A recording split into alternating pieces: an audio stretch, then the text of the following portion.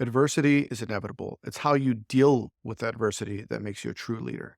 So, as a chef, I would say the hardest thing that I've ever had to go through in my career was working my way up to a certain point where you receive a certain amount of recognition and accolades, not only in the media, but amongst your peers. And then the opportunity that most chefs are working towards their entire careers, having a place to call your own. I had reached that a few years back where I became a chef partner in a restaurant group. And through a series of events, we ended up having to close the restaurants. And that was a bit of a devastating life experience for me because it was the first real big failure I've had. And over the course of time, and I'm not talking a very quick rebound, I'm talking over the course of years, I had to have a lot of introspection to understand why was there failure in this moment? Who was to blame? And in the end, you realize like there is no one to blame. It's you have to look at yourself. If you were leading it, you were the one that made the mistakes, and you were the one that had the power. Failure isn't always a bad thing. In the moment, it may seem like the end of the world, but you have to look at a failure as an opportunity and a way to overcome the failure and to learn from that, and then take it to the next level where you could go back with the lessons that you've learned and make a success out of it.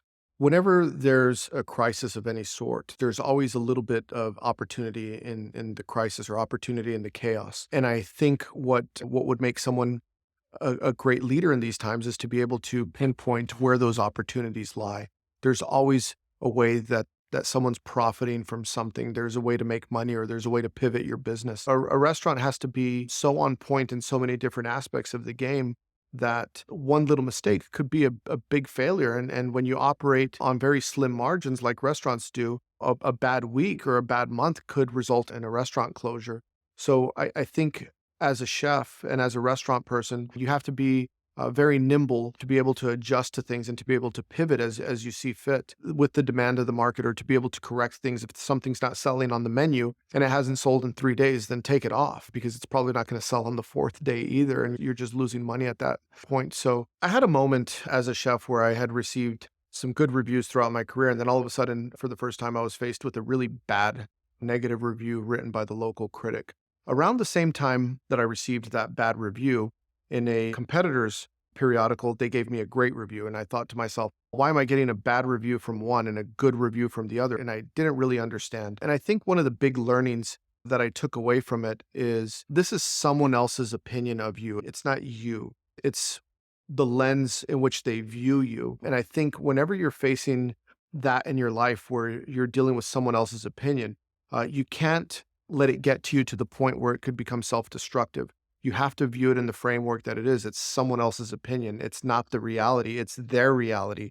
And that's one individual. If you set up 20 different camera angles and you took a picture, you'd have 20 different pictures at 20 different angles. They're all correct, but yet they're all different to the other perspective. You really have to be able to filter through the noise a little bit and see, are there some things that they are saying that would benefit you to start looking into and to change? Or are they things that it's just someone's opinion and you have to understand that you have a difference of opinion and they might not know your brand or they might not know your vision, what you're going towards. And you just have to understand that right now they might not understand, but it doesn't mean it's going to deter you from your objective that you're working towards. There was a chef that came to see me. His name was John Tesar, and he's quite the celebrity now. And I remember he came to cheer me up and he said, I've failed many times. You'll fail many times. Pick yourself back up and go out there and win again. It was great advice at the time, and it's what I needed to hear because it really did motivate me to go out and try and achieve success again. A couple months later, John got a really bad review for his restaurant, and from the same critic that also gave me a bad review. And what was really amazing is that he did the tweet that was heard around the world where he basically said, blank you, and then the food critic's name, where every periodical around food started writing about it. Everyone started talking about it. Everyone knew his name. He did a couple of episodes of TV shows, reality chef TV shows. He has restaurants all over the country now. And it was all because of this one tweet. And not that the tweet was the reason, because he clearly had a tremendous amount of talent, but it was something that he said, yeah, I'm going to steer right into this and I'm going to attack the controversy head on. But it's really interesting to see how some chefs or some individuals deal with adversity and overcome them, and in a moment of brilliance, which inspires a whole movement with an entire industry. I think when you're dealing with controversy, I think there is a point where you could cross the line. And I think you have to be very aware of what that line is because you could also damage your brand.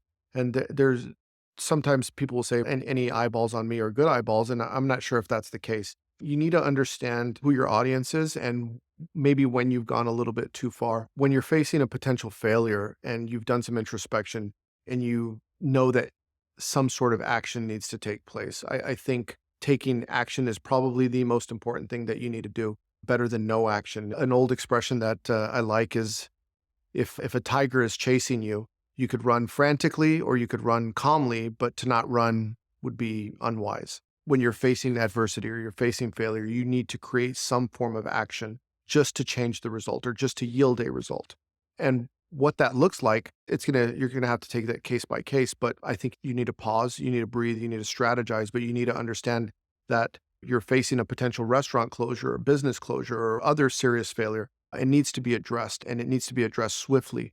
If you're in a position right now that seems difficult, if you're working for a boss right now that's pushing you really hard and has high expectations of you, immediately it might not look like it's the right thing. Immediately right now it might look like it's really difficult, but understand that through all these difficult things that you're going through are probably going to yield some of the best results in the future. So I would say focus, understand that you're not going to be in this position forever, and really try to see the lesson that's being taught right now, what you could learn from it. And you might end up with something greater by going through these difficult situations. And I would say that greater thing immediately is going to be experience that you could pull upon in the future if you ever find yourself either in that situation again or having to lead in that situation again.